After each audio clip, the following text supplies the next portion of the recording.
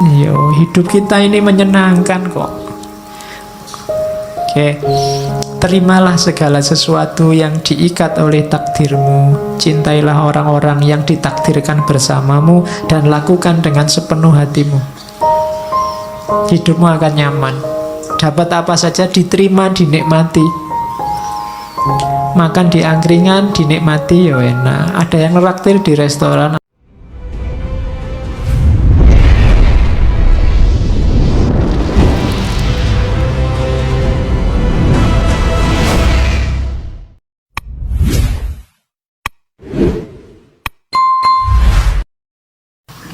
Oke, bismillah. Assalamualaikum warahmatullahi wabarakatuh. Bismillah, kita lanjutkan ngaji kita.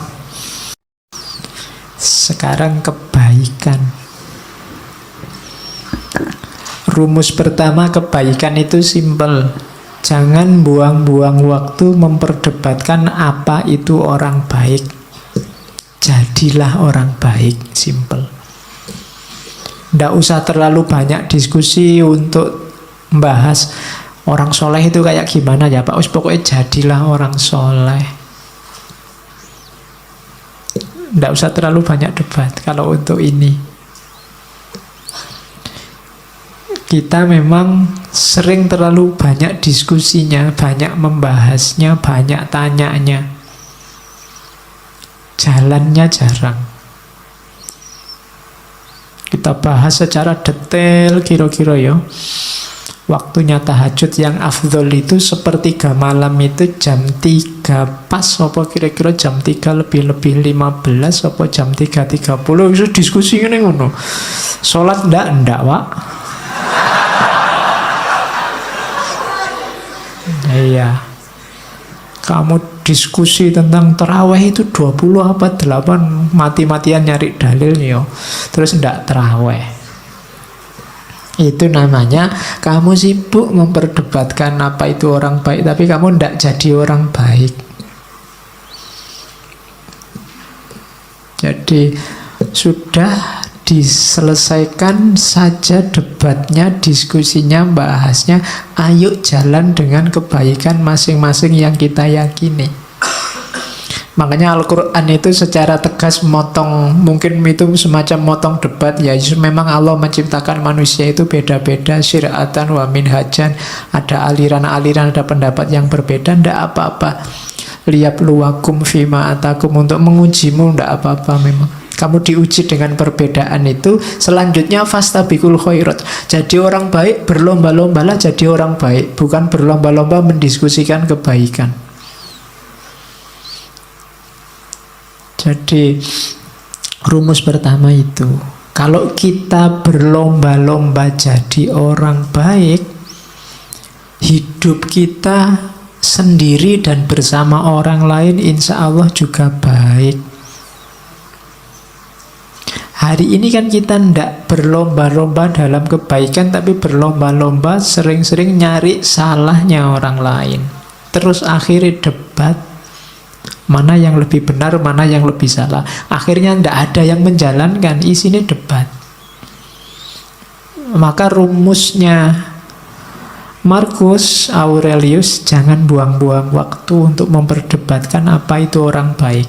Jadilah orang baik saja. Rumus yang kedua, kita harus melakukan kebaikan kepada orang lain sesederhana kuda lari. Lebah menghasilkan madu atau kebun anggur membuahkan anggur, masa demi masa, tanpa memikirkan lagi anggur yang telah dihasilkan.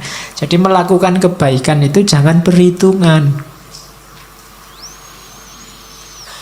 Sudah berapa ribu ya bulan ini aku sedekah, itu perhitungan. Biasanya orang yang masih perhitungan itu masih nunggu balasan. Aku sudah sedekah sekian juta, baliknya 7.000 kali lipat. Kalau sekian juta kali 7.000, wah aku nanti dapat sekian. Itu masih perhitungan namanya. Janganlah lakukan kebaikan kepada orang lain alamiah saja, karena memang tugasmu untuk melakukan kebaikan itu. Kayak kuda lari, kayak lebah bikin madu. Lebah itu kan bikin madu, terus madunya mbok ambilin, mbok minumi, kan dia ndak protes. Jadi coba bisa demo mereka, itu kamu susah, nggak dapat madu.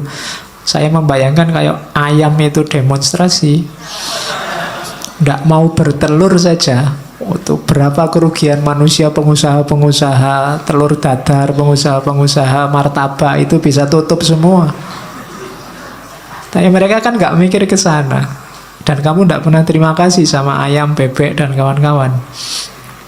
Hidupmu sangat tergantung di sana.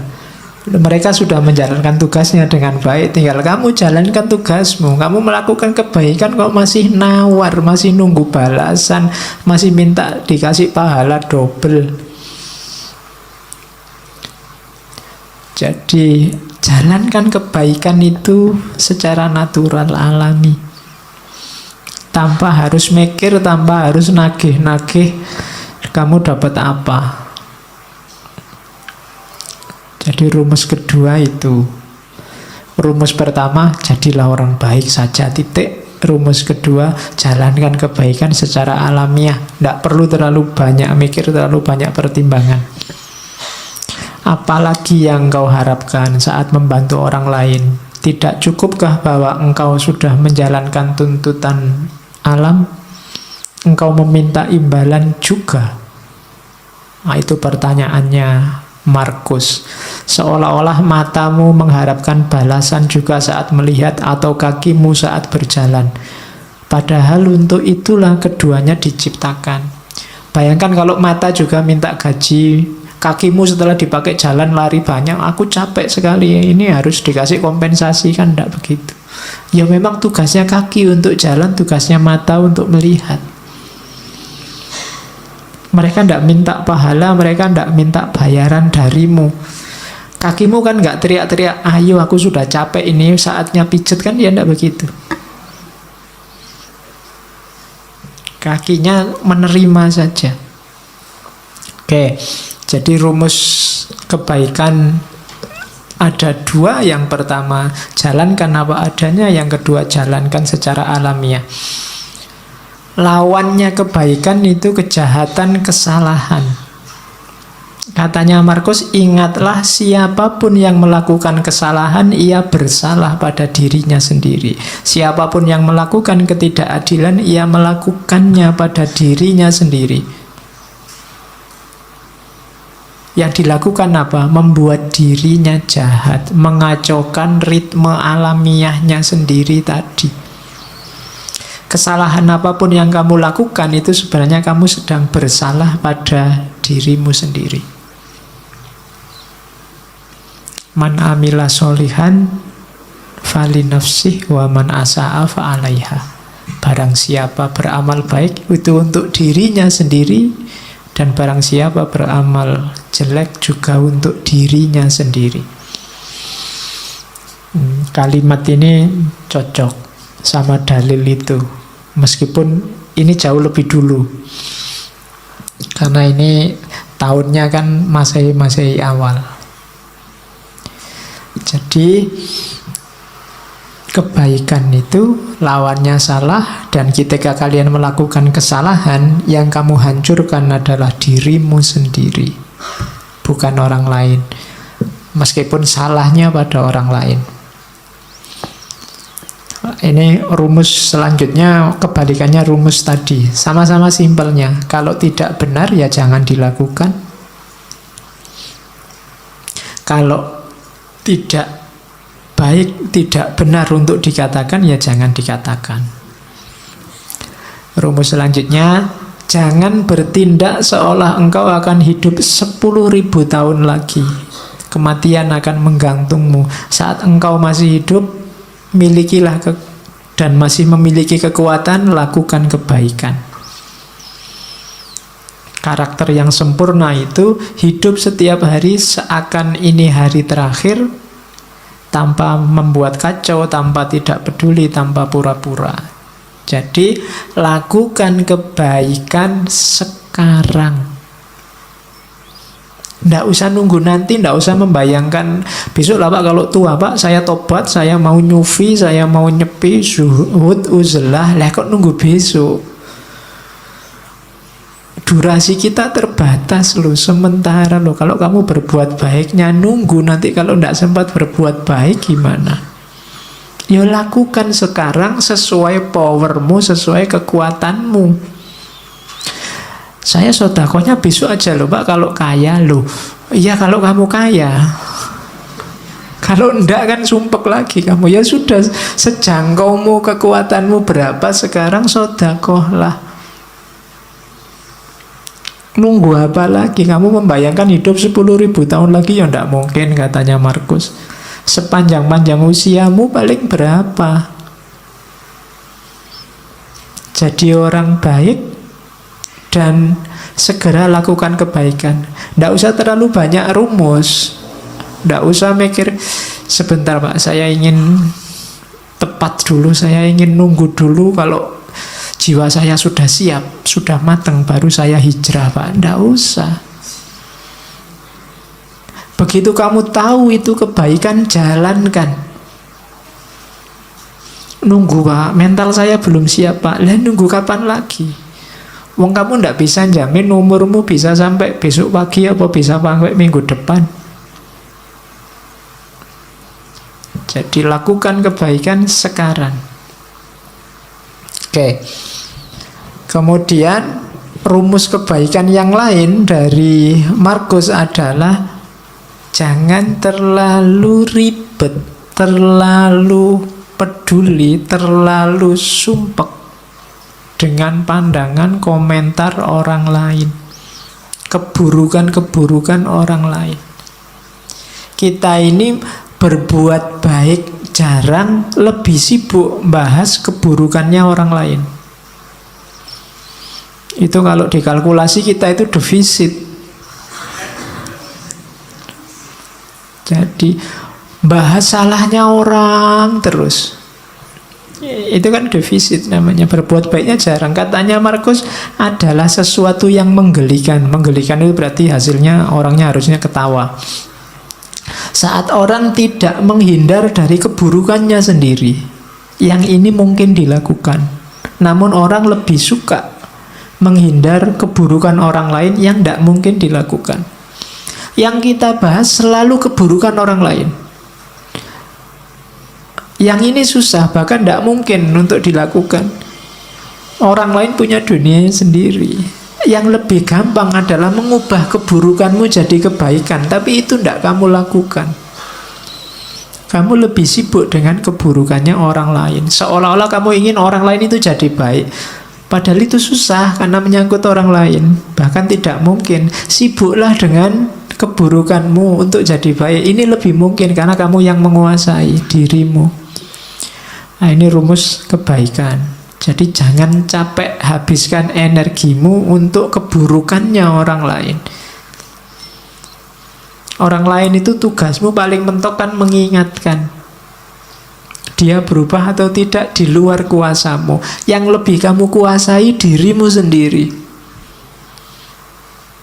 Mau berubah atau tidak kan tergantung dirimu. Harusnya kamu lebih sibuk di sini, tapi kamu tidak sadar, tidak mau melihat keburukanmu. Yang kamu lihat selalu keburukannya orang lain. Oke, ini nasihatnya Markus. Yo rasane kan koyo kamu belajar akhlak kan malam hari ini. Padahal ini filsafat akhlaknya Romawi zaman awal abad Masehi, tahun 100-an Masehi. Ini setiap yang saya omongkan bisa kamu carikan dalilnya. Kamu cari Qur'annya apa hadisnya, insya Allah ada. Kamu pakai bahan khutbah Jumat besok. Ya. Katanya Markus, saat bertindak jangan menunda-nunda, saat berkata jangan membingungkan orang lain. Saat berpikir jangan sesat. Latihan berpikir yang jernih.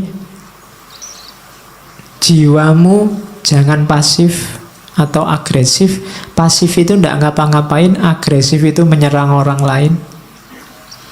hidupmu jangan hanya mencari keuntungan. Ini rumusnya. Lakukan kebaikan segera, jangan ditunda-tunda. Kalau ada perlunya ngomong, ngomonglah yang bisa dipahami orang dan bermanfaat. Jangan ngomong yang cuma membingungkan orang, apalagi menyakiti. Berpikirlah yang jernih. Kemudian mentalmu harus mental aktif, tapi tidak agresif, apalagi pasif. Aktif itu selalu mengejar, mencari yang lebih baik, lebih benar. Kalau agresif itu menyerang orang lain, nyari-nyari kesalahannya orang lain. Kalau pasif itu tidak ngapa-ngapain, nunggu takdir. Jangan pasif, jangan agresif. Terus hidup jangan hanya menggunakan kalkulasi untung rugi. Kamu akan kecewa. Kamu akan kehilangan banyak malahan. Setiap kali mau melakukan kebaikan, kalau kamu hanya nyari kalkulasi untung ruginya, akan ada sangat banyak hal yang terlewat dalam hidupmu nantinya. Maka Markus ngasih rumus 5 itu. Bertindak jangan ditunda, berkata jangan membingungkan, berpikir jangan sesat, jiwamu jangan pasif atau agresif, hidupmu jangan hanya mencari keuntungan. Kalau apapun yang kamu lakukan mencari keuntungan, yang ketemu justru adalah kerugian. Nah, ini rumusnya hidup. Ini enak kalau diceramahkan, kalau dijalankan berat. Ya, kalau ngomong kan enak, kamu mantuk-mantuk, oh iya Pak, bener Pak. Cuma yo nanti keluar dari sini ya kembali ke asal. Ya. Kindness is unconquerable. Kebaikan itu tidak terkalahkan selama without flattery or hypocrisy. Selama tidak dibarengi flattery, kesombongan atau kemunafikan. Kemunafikan berarti baiknya pura-pura. Flattery berarti baiknya berpamrih dipuji, untuk kamu bahan menyombongkan diri. Jadi kebaikan itu akan rusak kalau kemasukan flattery dan hipokrisi. Flattery berarti ada pamrihnya, dan hipokrisi berarti kamu sebenarnya tidak melakukan kebaikan, cuma pura-pura. Kalau baikmu tulus, tidak pura-pura, maka kebaikanmu tidak akan ada yang mengalahkan. Unconquerable. Mungkin pakai rumus ini yang dipakai oleh Markus, sehingga sedahsyat apapun kepahitan hidupnya, kesulitan yang dia hadapi, dia bisa bertahan sampai akhir dan jadi salah satu kaisar paling menonjol dari Romawi. Oke, selanjutnya tentang kebersihan jiwa. Kalau tadi kan yang baik-baik, yang jelek-jelek tolong jangan masuk. Yang pertama apa? Ambisi. Ambisi berarti mengikatkan kenyamananmu pada apa yang dikatakan atau dilakukan orang lain. Orang yang berambisi itu kan targetnya biasanya keluar dari dirinya. Kesuksesan yang bergantung pada orang lain. Kamu tidak akan ketemu apa yang kamu ambisikan. Hidup yang penuh ambisi tidak akan nyaman, karena bergantung pada yang di luar diri. Bersenang-senang berarti mengikatkan kenyamananmu pada sesuatu yang terjadi pada dirimu. Bersenang-senang juga begitu, tergantung pada mood tadi. Tergantung pada suasana hati. Itu juga kamu tidak akan bersih jiwamu kalau inginnya senang-senang terus. Kejernihan jiwa adalah tadi kebersihan, kebebasanmu dari yang di luar diri. Jangan tertipu oleh dua hal ini. Selanjutnya, celaan dan pujian tidak memiliki efek yang sejati. Kalau engkau melakukan kebaikan, dicela atau dipuji orang, tidak akan mengefek pada kebaikan itu. Kebaikan tidak akan jadi jelek meskipun dia dicaci orang. Dan sebaliknya, kejelekan juga tidak akan jadi baik meskipun dia dipuji-puji. Celaan dan pujian tidak memiliki efek yang sejati, tidak memiliki efek yang hakiki. Efeknya cuma citra-citra di luar saja, tapi yang baik akan tetap baik, yang jelek juga akan tetap jelek. Biar jiwamu bersih, maka tidak perlu kamu terpengaruh oleh celaan atau pujian. Selanjutnya, tidak ada kesombongan yang lebih tinggi dibandingkan orang yang membanggakan ketidaksombongannya, kerendah hatiannya. Saya Pak, tidak sombong loh saya itu sombong paling pol itu. Ya. Saya itu murah hati loh Pak, saya itu suka menolong, baik, tidak sombong. Rendah hati itu, kalau versinya Markus justru itu kesombongan yang paling tinggi. Menyombongkan kerendah hatian. Oke, susah ya rumusnya, ternyata yang kita anggap rendah hati ternyata justru kesombongan. Kemudian jangan kotori jiwamu dengan kemarahan. Kenapa? Karena efeknya marah itu biasanya lebih dahsyat dibandingkan sebabnya marah. Kamu marah karena temenmu minjem motormu ndak pamit. Kemarahanmu kamu ungkapkan dalam bentuk apa? Itu biasanya efek dari kemarahan ini lebih dahsyat daripada sekedar motormu tadi nggak bisa kamu pakai karena dipinjam sebentar. Jadi hati-hati dengan kemarahan. Makanya ketika kamu tiba-tiba dilanda kemarahan, karena dapat tunjuknya dari hadis itu, kalau kamu pas berdiri duduklah, kalau pas duduk ya berbaringlah. Maksudnya apa? Jangan melakukan apa-apa dulu, karena kamu sedang gelap. Karena efeknya nanti pasti akan kamu sesali. Semua tindakan yang didasari oleh kemarahan akan kamu sesali. Bahkan lebih kamu sesali nanti dibandingkan sebabnya. Itu makanya balas dendam itu dilarang. Kenapa? Balas dendam itu kan karena orang marah, ingin membalas. Itu biasanya balas dendam lebih dahsyat daripada sebabnya.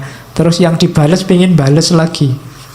Saling marah itu yang bikin peradaban kita gelap. Kamu dicaci maki orang, dibikinkan fitnah, dibikinkan hoak, kan terus kamu mangkel, terus kamu balas. Emangnya cuma lu yang bisa bikin hoak, aku juga bisa. Terus akhirnya podo rusak. Jiwamu jadi tidak bersih. Terus ini juga rumus. Jangan anggap berharga apapun yang membuatmu mengingkari janji, membuatmu kehilangan harga diri, membuatmu membenci orang lain, mencurigai orang lain, mengutuk orang lain, membuatmu berlaku munafik, atau menginginkan sesuatu yang tidak ingin diketahui orang lain. Jangan anggap berharga itu maksudnya jangan diambil ini. Apapun yang membuatmu membenci orang lain, mending tidak usah kamu ambil. Membuatmu nantinya akan mengutuk-ngutuk orang lain, mending tidak usah kamu ambil. Membuatmu kehilangan harga diri, tidak usah kamu ambil. Itu yang disebut jangan dianggap berharga.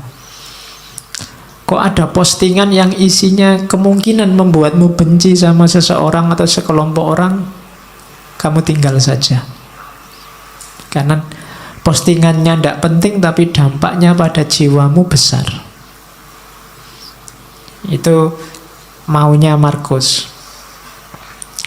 Selanjutnya, biar jiwamu bersih, jangan kotori jiwamu dengan kesalahannya orang lain.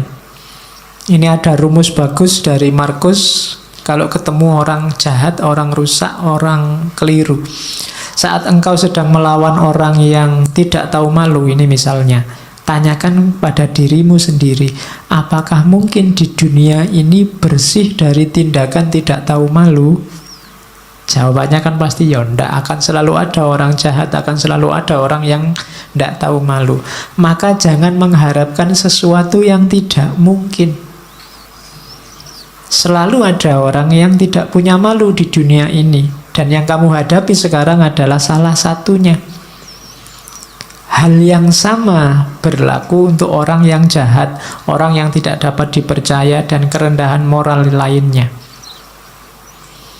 Jadi ini menyuruh kita untuk jangan mengotori jiwa dengan kemarahan, kebencian, ketidaksukaan, intoleransi pada orang lain yang kamu anggap keliru atau kamu anggap jahat. Pertanyaannya gampang, apa mungkin di dunia ini orangnya baik semua, soleh semua? Kan tidak mungkin. Kalau kamu marah berarti kamu tidak terima kalau di dunia ini ada orang jelek, ada orang tidak baik. Kalau kamu tidak terima berarti kamu sedang melakukan sesuatu yang tidak masuk akal. Karena kamu menuntut sesuatu yang tidak mungkin terpenuhi. Akan selalu ada orang jelek, orang jahat. Maka ngapain kamu mengotori dirimu gara-gara itu?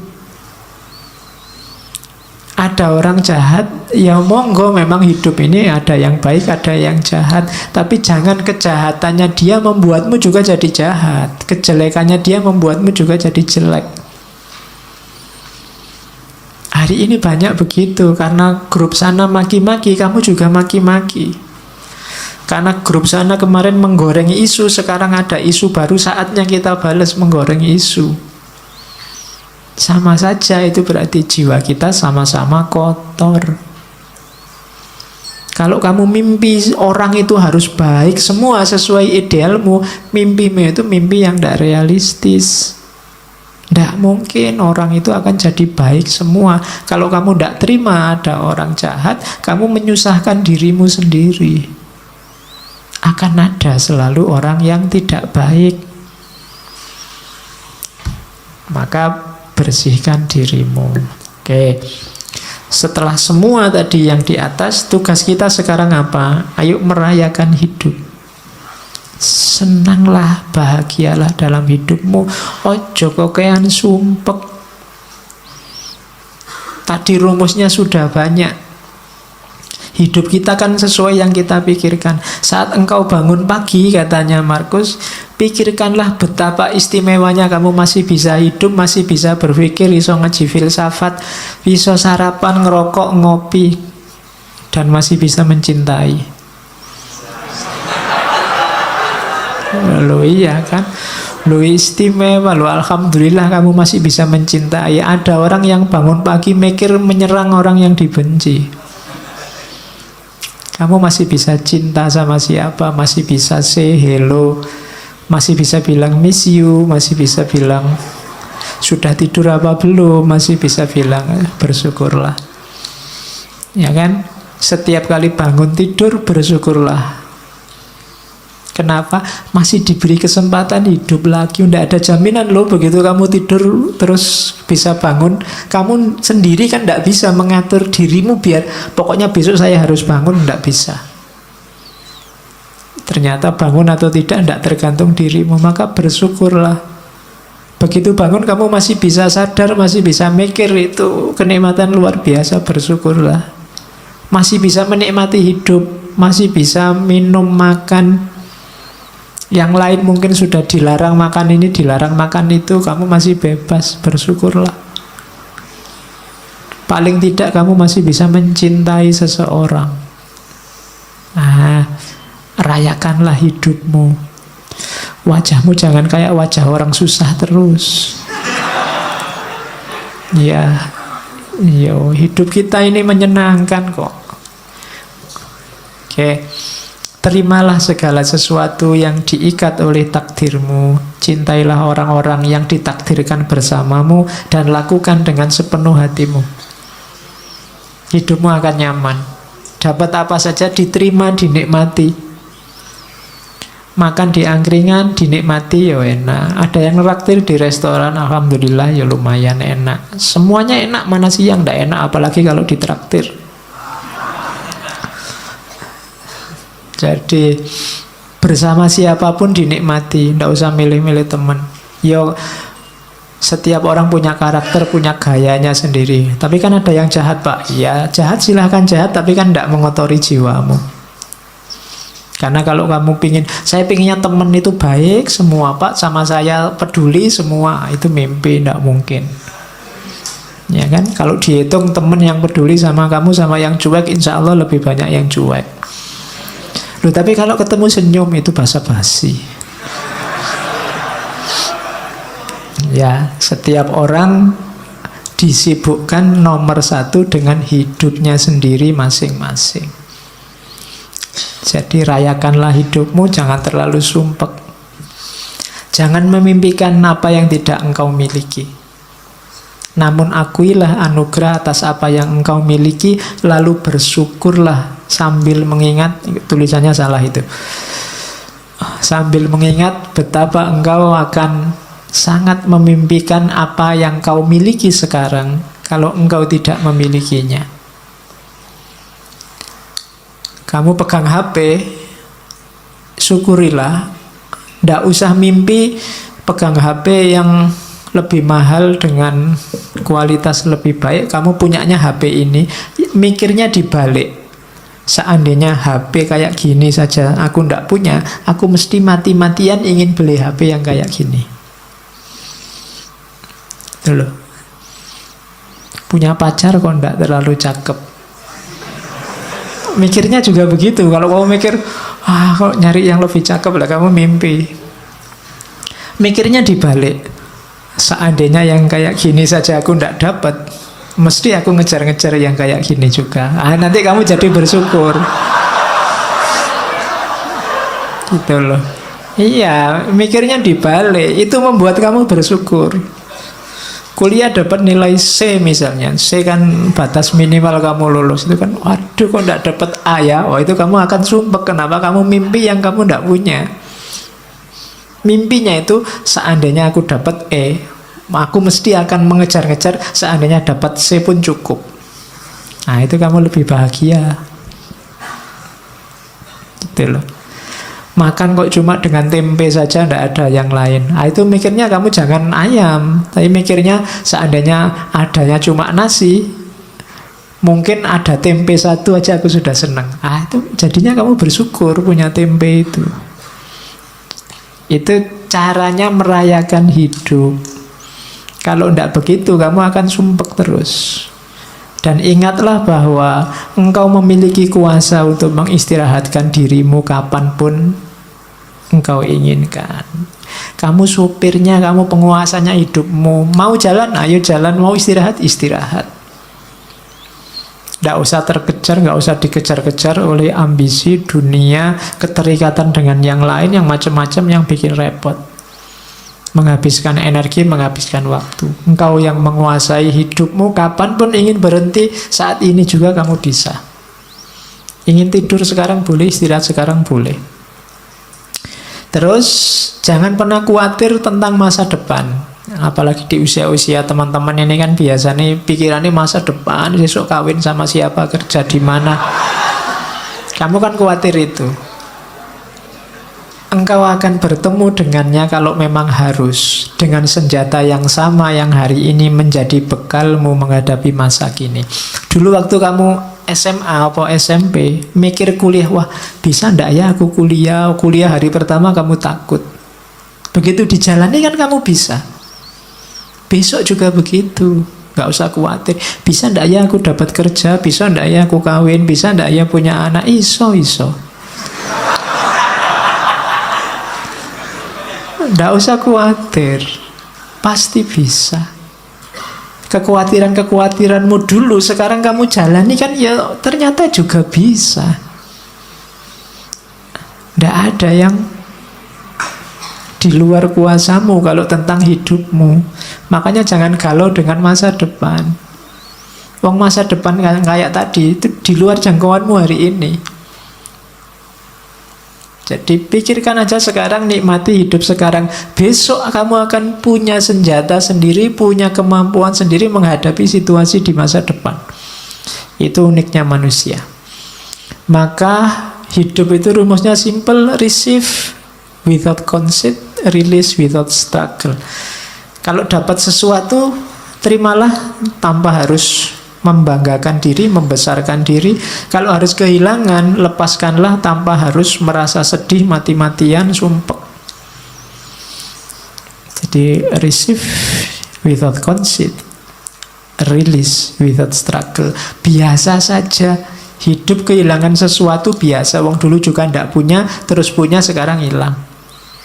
Kalau dapat sesuatu, alhamdulillah, tapi ya ndak harus sombong. Kalau kamu bisa kayak gini, hidupmu nyaman. Ini saya ambil agak panjang, nanti kamu baca lagi ya. Kalau pagi hari engkau bangun, biar cara mikirnya positif. Kamu kan biasanya masalahmu itu kan berhubungan dengan orang lain. Katanya Markus, pagi hari engkau bangun, bilanglah pada dirimu, orang-orang yang berhubungan denganku hari ini, ada yang usil, tidak sopan, arogan, curang, iri hati, dengki. Mereka seperti itu karena mereka belum bisa membedakan yang baik dan buruk. Sementara aku telah mengerti indahnya kebajikan, kotornya kejahatan, dan tahu bahwa para pendosa tersebut memiliki sifat sepertiku.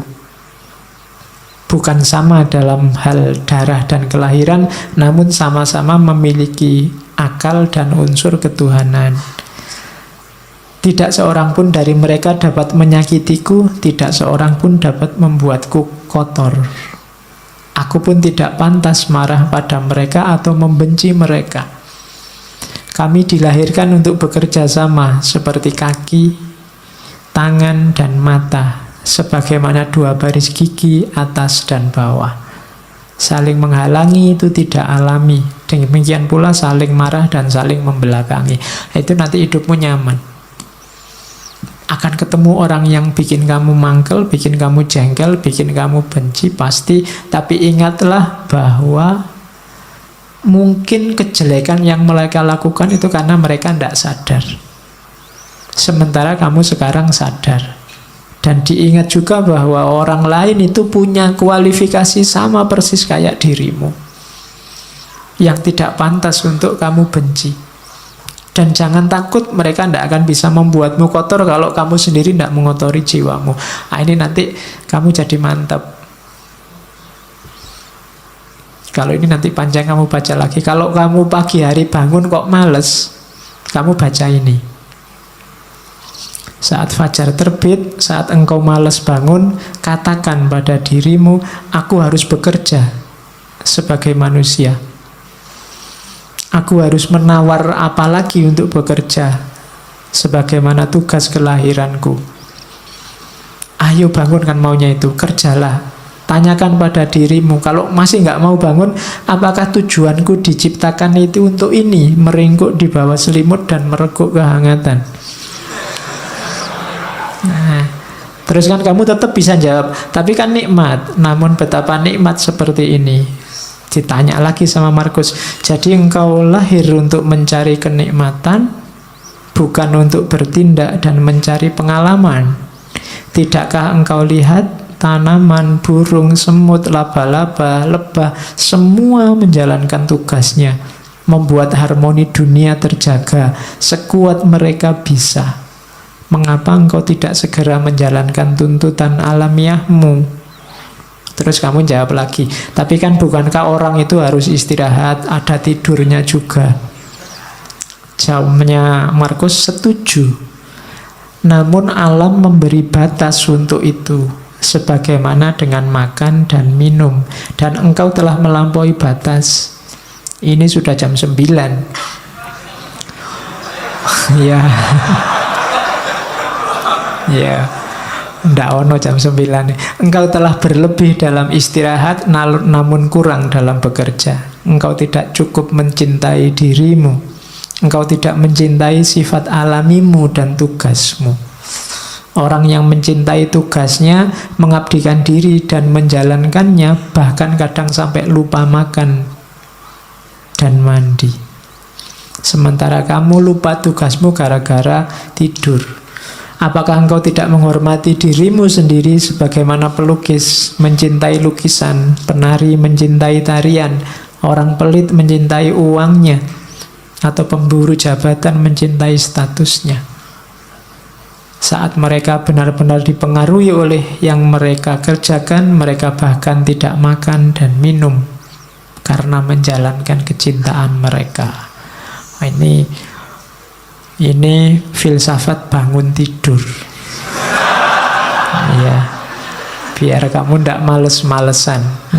Karena kadang-kadang kalau sudah males kan, meskipun bolak-balik HP-nya kamu tambah 10 menit sudah bunyi, 10 menit lagi bunyi lagi, 10 menit lagi. Ini ya ora tangi-tangi.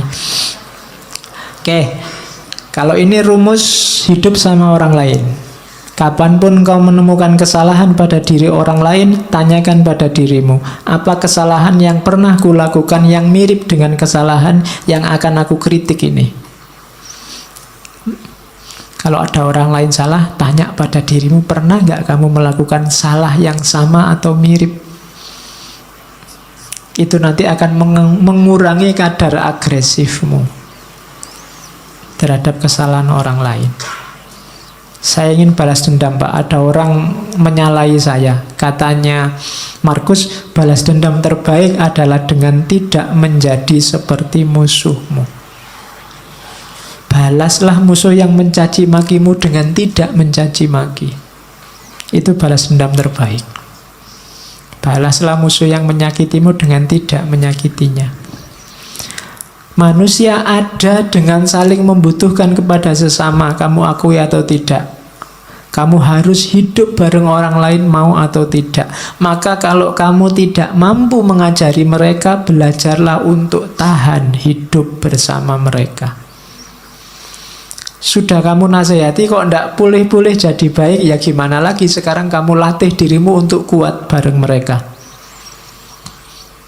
Misalnya kamu punya teman sak kos-kosan berdua, kok ya males mandi. Sudah kamu nasihati, tetap males mandi. Solusinya apa? Kamu latihanlah untuk bisa tahan dekat orang yang males mandi.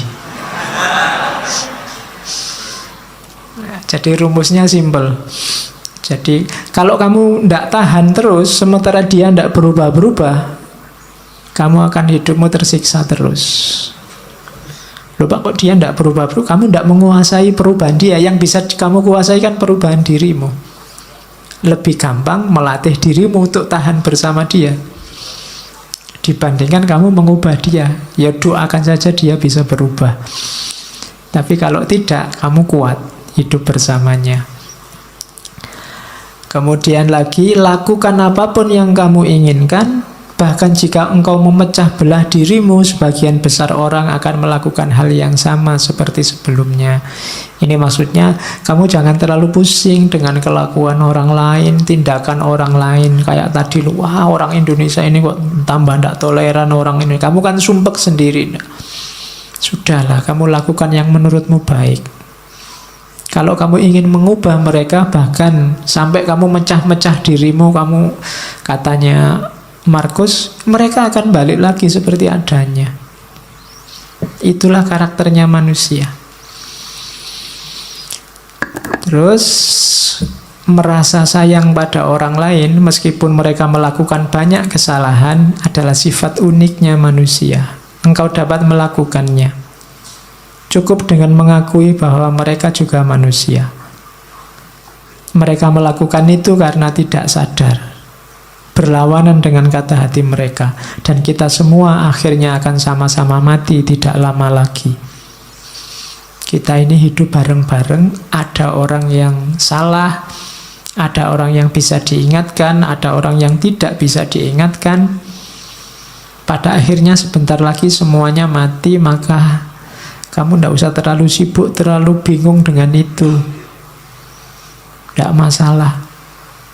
Ingatlah, mereka tidak benar-benar menyakitimu, dan mereka tidak melenyapkan atau mengubahmu, melenyapkan kemampuanmu untuk milih.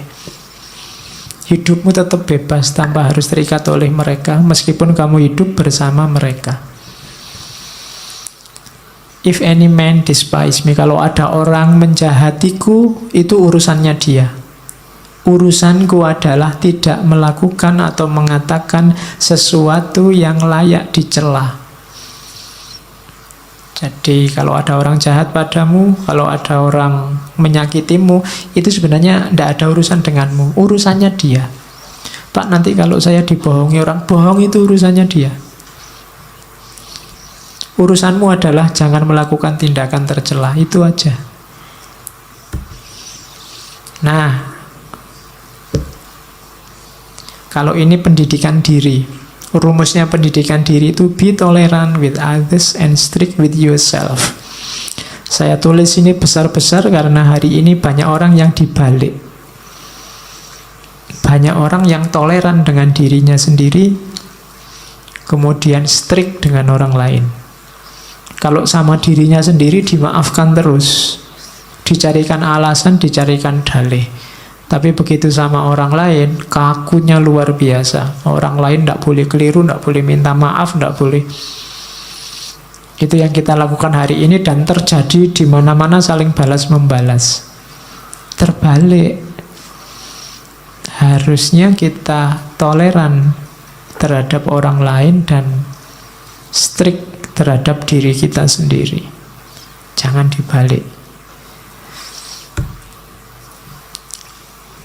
Nah, ini rumusnya. Aku sering heran kenapa orang mencintai dirinya lebih dari semua orang yang lain, namun ia kurang menghargai pandangannya sendiri tentang dirinya dibandingkan pandangan orang lain.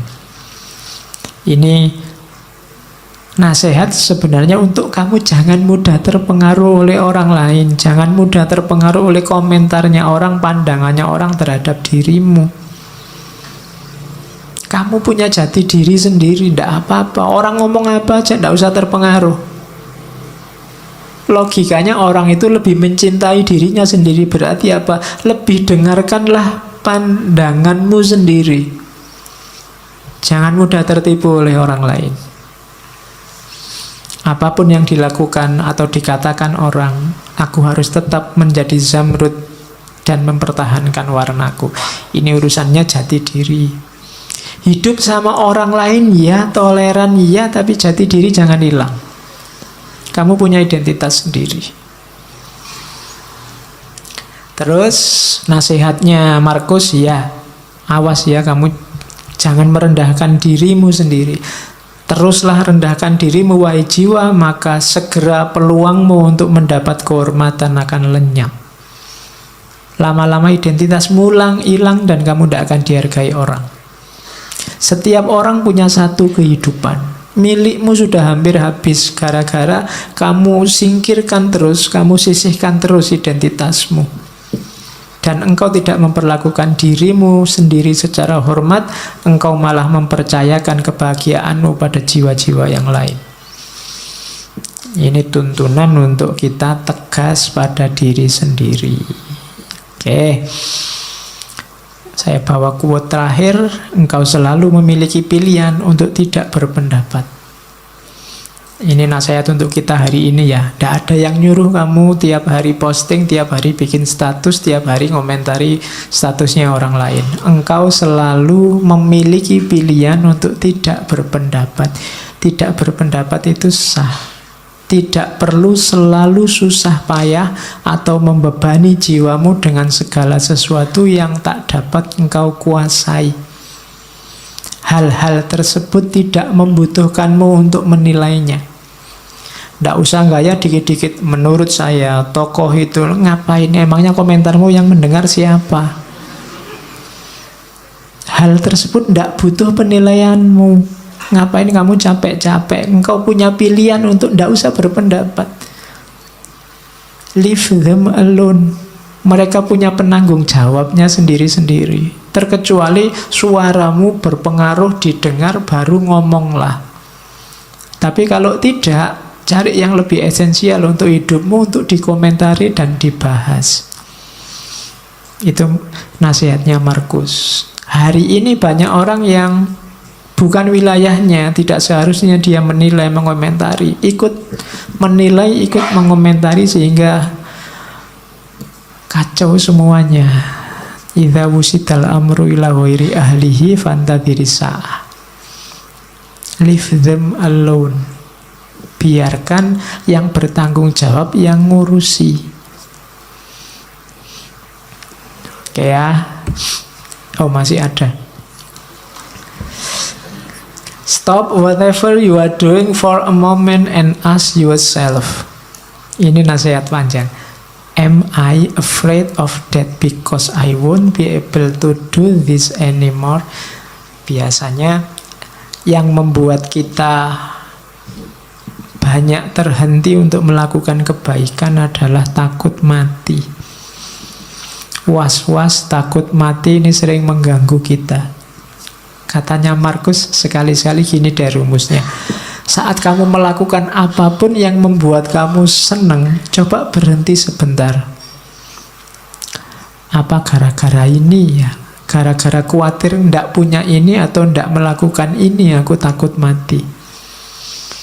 Seberapa pentingnya sih yang saya lakukan ini? Seberapa baiknya sih yang aku miliki ini? Setiap kali melakukan itu, coba berhenti sebentar. Nah, ini untuk meminimalisir rasa takut mati. Kira-kira kalau ndak ada ngaji filsafat ini kan ndak apa-apa toh. Ngapain sih harus tak gendoli sampai takut mati misalnya. Nanti kalau saya ndak ada yang mimpin ngaji sopo, ngapain sampai mikir ke sana. Wong ini ndak ada juga ndak apa-apa. Kalian kalau ndak ada ngaji kan malah santai, ndak ada beban untuk datang ke sini, bisa diganti yang lain.